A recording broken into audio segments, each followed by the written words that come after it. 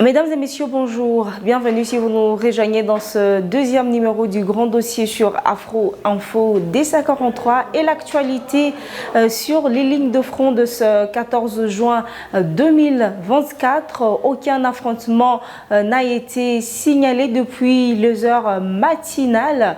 Les forces armées de la République démocratique du Congo, aux côtés des jeunes résistants Wazalendo, restent prêts à répliquer à une éventuelle attaque des terroristes du M23. Et ce, après une journée d'affrontements intenses qui ont été signalés dans le groupement de Kanyabayonga, précisément au nord de la chefferie des Bouito, territoire de Rutshuru, c'est toujours dans la province du Nord Kivu. De sources sécuritaires dans la zone ont parlé d'une attaque lancée tôt le matin par l'armée congolaise et les jeunes résistants Wazalendo contre le terroriste du M23 près de Bulindi, situé à une dizaine de kilomètres de la cité stratégique des Kanyabayonga, avec comme objectif de déloger ces terroristes qui occupent ces villages depuis une dizaine de jours. Certains acteurs de la société civile se disent inquiets de la durée de ces combats sur cet axe.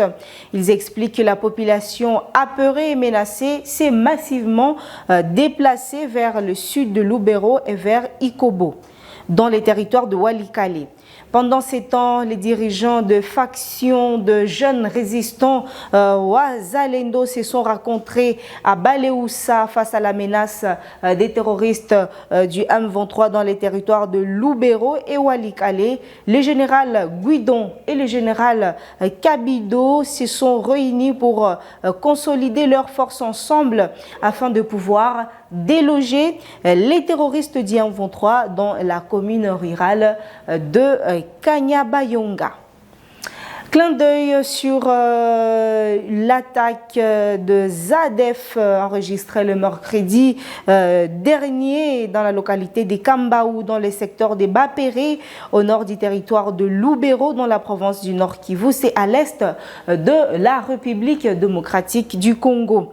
Sur place, les ADF ont massacré des populations civiles avant de blesser les chefs de localité de Kambaou, à en croire Crispin Mbindoulé Mitono, député national.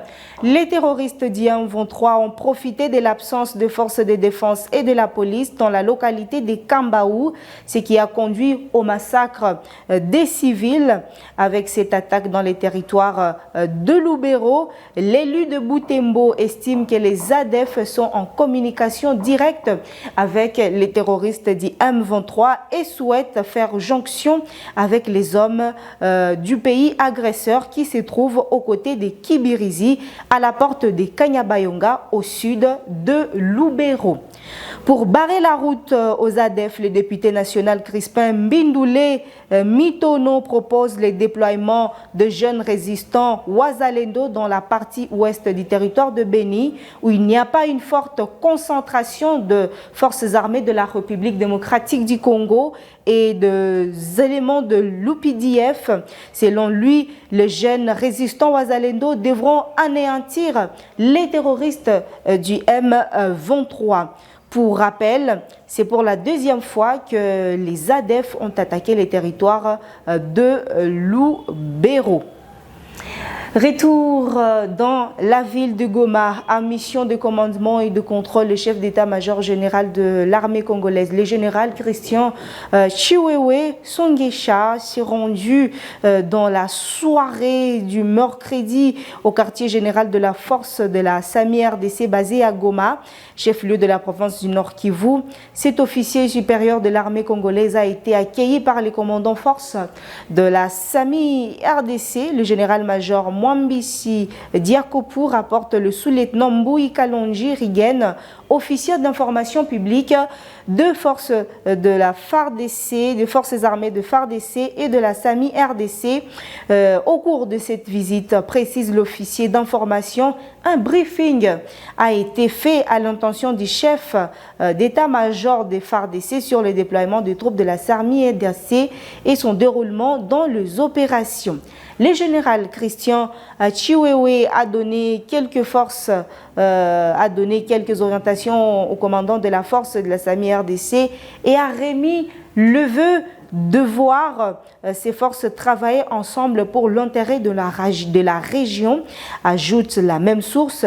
Cette visite est la deuxième après celle de la rencontre des chefs de défense des pays membres contributeurs de troupes de la mission de la communauté de développement des États d'Afrique australe en RDC.